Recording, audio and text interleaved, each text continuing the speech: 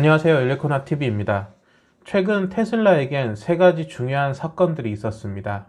지난해 1월 세계 2위 폭스바겐을 제치고 자동차 기업 시총 2위를 달성했었는데요.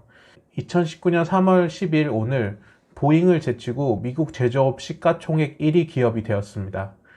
보잉은 최고 인기 기종인 737 맥스가 두 차례 추락 사태가 발생해서 운항이 금지되었고, 최근 코로나 사태로 인해 세계적으로 민항기 운항이 축소되는 악재가 겹쳐 40년 만에 주가가 18% 이상 폭락했습니다. 이로써 보잉의 시총은 1065억 달러가 되었는데, 테슬라는 100억 달러 이상 제치고 미 제조업 시총 1위가 되었습니다. 전문가들은 일론 머스크가 창업한 스페이스X가 보잉과 경쟁해 왔던 것을 감안하면 상업 우주 여행 부분 역시 경쟁력을 다시 한번 생각해야 된다는 의견을 내놓았습니다. 두 번째 중요한 사건은 창립 17년 만에 100만 대 전기차 생산을 돌파했다는 소식입니다. 일론 머스크는 지난 10일 자신의 트위터를 통해 모델 Y 사진과 캘리포니아주 프리먼트 공장 직원들의 사진을 함께 올리며 100만 대를 만든 테슬라 팀에게 축하를 전했습니다. 이로써 미국 최대 전기차 제조업체의 위상을 굳히게 되었는데요. 사실 테슬라는 2017년 7월부터 생산이 들어간 모델 3를 연간 50만 대 이상 생산 목표를 잡았지만 생산 공정 병목 현상과 여러 악재가 겹쳐서 주당 5,000대 생산하겠다는 약속을 2018년 1분기까지 주당 1,000대 미만 생산하여 이를 지키지 못했었습니다. 그 사이 테슬라는 부도설까지 나돌며 주가가 178달러까지 내려앉았습니다. 하지만 2019년 하반기부터 모델3 생산 라인의 체계가 잡히면서 분기당 약 10만 대가량 생산했고, 그에 따른 제조 비용도 낮아지기 시작했습니다. 그러면서 2019년 3, 4분기 연속 흑자를 기록하면서 주가가 폭등하고 2019년 3월 12일 현재 주당 634.23달러로 전 세계 자동차 시총 2위 기업이 된 것입니다. 테슬라는 모델3 폭격으로 유럽을 공략하고 있고, 특히 자동차 제조 최강의 나라로 불리던 독일마저 벌벌 떨고 있는 상황입니다.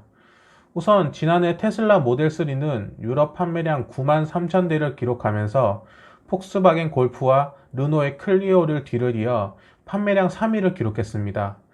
거기에 독일의 심장이라고 할 수 있는 베를린 산림지대에 3만 8천 평 규모의 기가팩토리를 착공했습니다.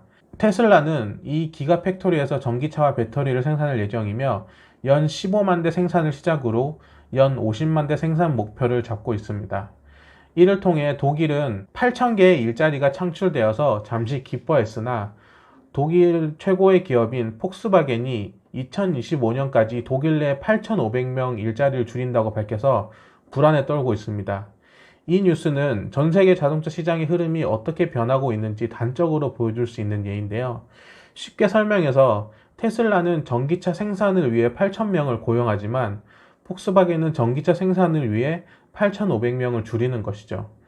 전기차는 기존 내연기관 차량보다 부품이 30% 이상 줄어들기 때문에 인력이 예전만큼 필요가 없어지게 된 것입니다. 유럽에 비해 판매 대수는 큰 차이가 나지만 한국 역시 비슷한 상황에 직면했습니다. 지난해 11월부터 올해 2월까지 국내 전기차 판매량을 보면 테슬라가 짱 먹었다고 해도 과언이 아닙니다. 카이주에 따르면 모델3는 지난 4개월간 3,117대 판매량을 기록했습니다. 이전에 국내 전기차 판매량 1위를 기록했던 코나 일렉트릭은 같은 기간에 1,550대가 판매되었고, 니로 EV는 356대, 볼트 EV는 1,370대가 팔렸습니다. 코나 일렉트릭과 니로 EV, 볼트 EV 판매량을 모두 더하면 3,276대로 모델3 판매량과 비교했을 때 159대밖에 차이가 나지 않으니 모델3의 상승세를 단적으로 알 수 있습니다. 국내에서도 2020년 올해에는 부분 개선되는 볼트 EV가 7월에 출시되는 것 외에는 국내 전기차 신차 소식은 없기 때문에 2020년은 테슬라 모델3가 대한민국을 휩쓸지 않을까 하는 생각입니다. 테슬라는 미국 프리몬트와 중국 상하이, 독일 베를린의 조립 공장 확보에 나서고 있고, 미국 네바다와 멕시코의 대규모 조립 공장 건설을 검토하고 있어 2, 3년 내에 연 200에서 300만 대 규모의 생산 능력을 갖출 것으로 예상된다고 합니다. 세 번째 사건은 전 세계 자동차 기업 시총 1위인 토요타를 가지고 있는 일본이 사실상 테슬라에게 항복을 선언했습니다. 최근 모델3가 선풍적으로 인기를 끌자 각 자동차 업체들이 모델3를 분해해서 연구 분석하고 있다고 합니다. 니케이 크로스테크에 따르면 최근 일본 니케이 BP 프로젝트 팀이 모델3를 분해한 결과 우리는 지금 이렇게 만들 수 없다고 결론 지으며 테슬라가 보유한 통합 ECU와 MCU의 기술력은 도저히 따라잡을 수 없는 수준이라고 밝혔으며 도요타와 폭스바겐보다 6년 이상 앞선 기술이라고 평가했습니다. 이들이 말 그대로 항복 선언을 할 수밖에 없었던 이유는 중앙 집중식 자동차 전자 플랫폼 때문입니다. 테슬라의 자동차 전자 플랫폼의 핵심은 고성능 컴퓨터로 테슬라를 제외한 기존 자동차 업체들은 이 기술을 2025년 정도에 실용화될 것으로 전망했었습니다. 하지만 테슬라는 중앙 집중형 고성능 컴퓨터인 HW3.0을 2019년 초에 도입을 했었습니다. 테슬라의 HW3.0은 내장 반도체를 테슬라 자체가 개발한 것으로 연산 처리가 초당 144조 회로 엄청난 속도를 자랑하고 있고 이로 인해 발생되는 열을 순식간에 식혀주는 순행 시스템을 함께 도입했었습니다. 모델3의 달림과 멈춤은 HW3.0과 3개의 바디 컨트롤러가 실행하게 됩니다. 하지만 개별 ECU를 통해 차량을 제어하는 폭스바겐 엔진 차량의 경우 엔진, 자동 변속기, 브레이크 시스템 등 부품마다 ECU가 들어가 70개의 ECU가 필요하게 되므로 부품 수도 늘어나고 에너지를 제어하는 데도 효율이 떨어지게 됩니다. 테슬라 모델 3는 단순히 내연기관 차량뿐만 아니라 다른 전기차와도 월등한 차이를 보여주는데요. 현대 코나 일렉트릭과 닛산 리프는 같은 전기차임에도 불구하고 30개가량의 ECU가 탑재되어 있으니 모델 3의 중앙 집중식 고성능 컴퓨터의 효율과 성능이 훨씬 앞선다고 볼 수 있습니다.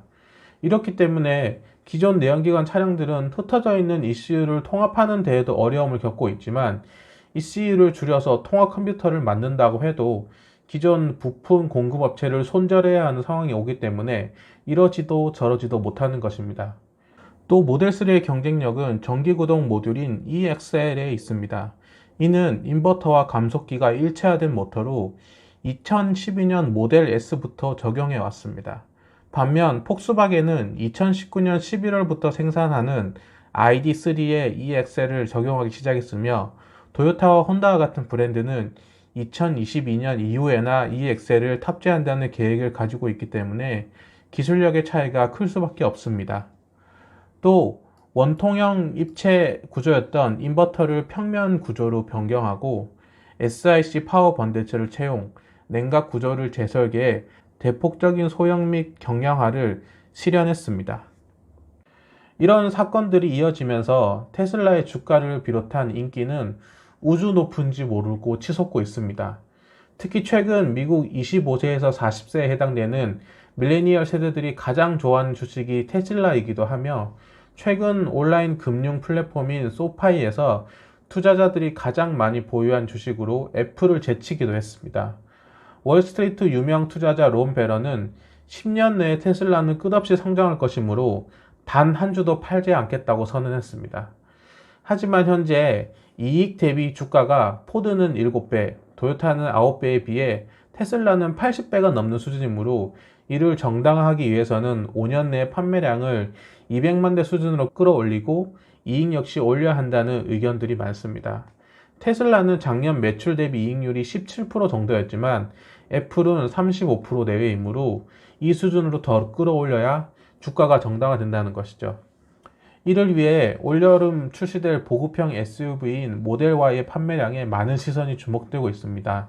모델 Y는 주행 가는 거리가 507km 수준이며 39,000달러에 시작되므로 기존 세단보다 훨씬 많은 판매량을 기록할 것이라고 예상하고 있습니다.